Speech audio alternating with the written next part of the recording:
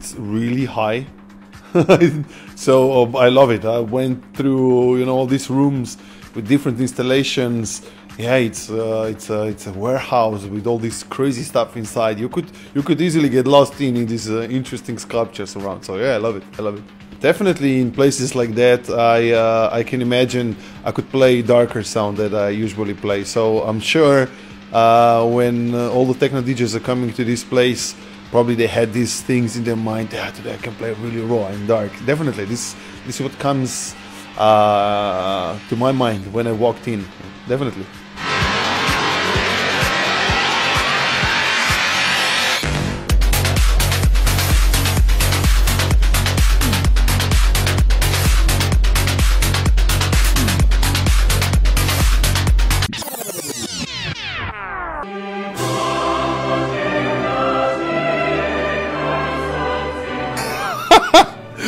But so funny. Yeah, it's national anthem. But you know, when it started, like this symphonic, it was like Star Wars. You know, like it's yeah. I guess it has a similar start or something. Yeah. You were in the past the organizer, the ambassador of the most important rave party in Slovenia. You can tell me more about that. Yeah, because you know, when I started as a DJ, I didn't have a place to play.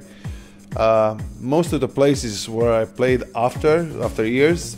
When I came there for the first time, they were saying, no, we don't want to play techno music, we don't want to play electronic music.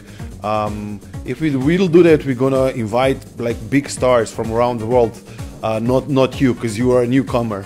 And I was like, okay, you know, what can you do? I tried, you know, and then years later, they went on their knees and trying to book me, and so it's kind of, I was laughing to them, yeah. But yeah, this is how it is in the world, you know. You have to go above the obstacles you get, you know. And it was hard, but then yeah, I started to do my own nights in clubs. I started to promote different nights, different locations. I did the first rave in Slovenia outside of clubs, which was a funny experience.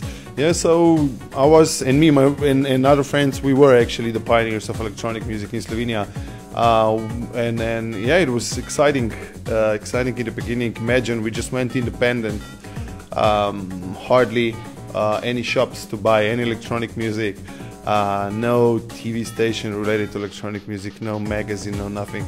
So for example, imagine when I was going to Germany, I was reading German magazines and I didn't know even one word in German. So it was just like, well, Sven Vet, Westbam, or this and that. So yeah, it was kind of funny, yeah.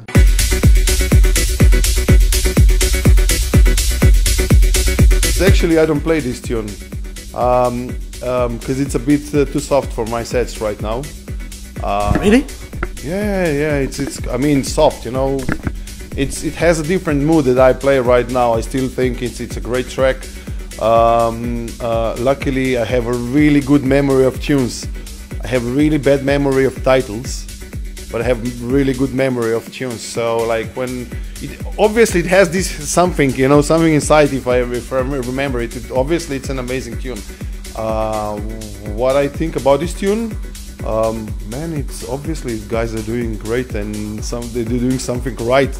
I mean, they're doing super cool right things, and then I'm glad it's #1, of course.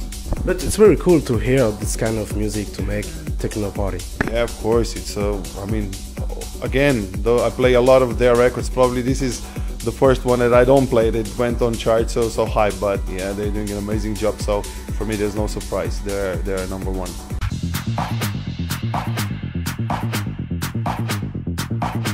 Actually, this tune is with this tune I wanted to go back to old school UMEK sounds. So this is why sound is quite raw, and it's raw on purpose. And I wanted to awaken a child in me actually with this tune. I mean, a young UMEK, and yeah, it's an old school tune in 2017. That's about it. Are you proud of this? I mean, you know what? I'm proud of everything I've done in my life. It's I've done some mistakes, of course. I admit it. I've done some mistakes, but I wouldn't change them. It's who I am I like the challenges, and yeah, of course, I'm proud of this tune.